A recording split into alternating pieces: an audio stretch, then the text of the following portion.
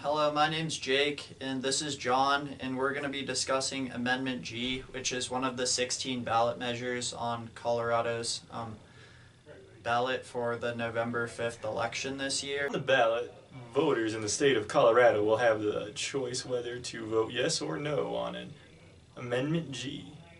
The question being asked on the ballot for Amendment G is, shall there be an amendment to the Colorado Constitution concerning the expansion of eligibility for the property tax exemption for veterans with a disability to include a veteran who does not have a service-connected disability rated as a 100% permanent disability, but does have individual unemployability status. As a voter myself, I feel this language is rather complex and somewhat confusing.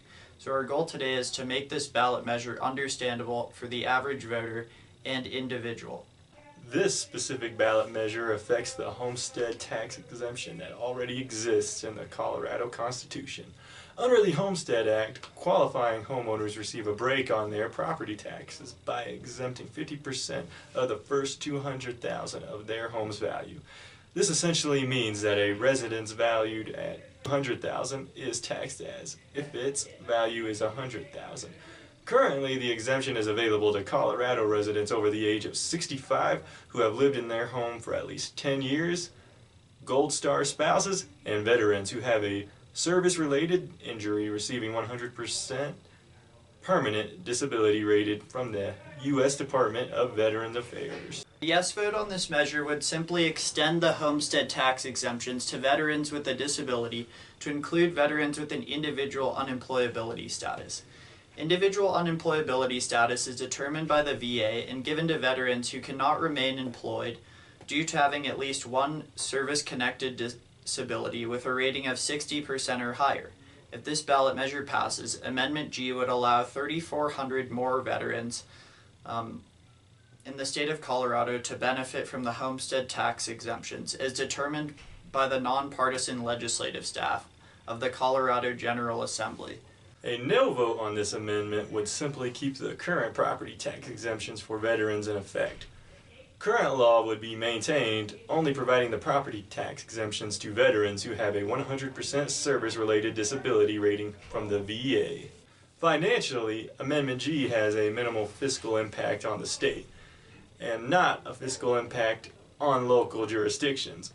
If passed, the amendment would increase the state spending by $1.8 million each budget year. This increase in state funding is used to reimburse local governments for tax revenue they lost due to the expanded property tax exemptions. Therefore, local government budgets would remain unchanged even if this amendment passes, as Colorado law already requires the state to reimburse local municipalities for reductions in revenue from property tax exemptions given to seniors and veterans with a disability. While local governments will see no change in their revenue from Amendment G, I think it is important to recognize that Amendment G can affect the state budget. Every year the legislation must take the budget and decide how they will allocate those funds. Therefore, for Amendment G to take effect, if it passes, money will have to be reallocated from somewhere else in the state budget. Lastly, you might be wondering who are the major players and stakeholders involved with this ballot measure. As reported by the Colorado Secretary of State's office, the ballot measure has no official opposition from any groups. Isn't that pretty shocking? A political issue that no official group opposes. On the other end of the stick, numerous groups and government officials have voiced their support for the passage of Amendment G. The amendment was referred from the Colorado State Legislature to the ballot almost unanimously, and the Colorado VFW and the Independence Institute both voiced their support. In order for people to best cast their vote, it is important to understand the language of the ballot measures being voted on, so you know what your vote means.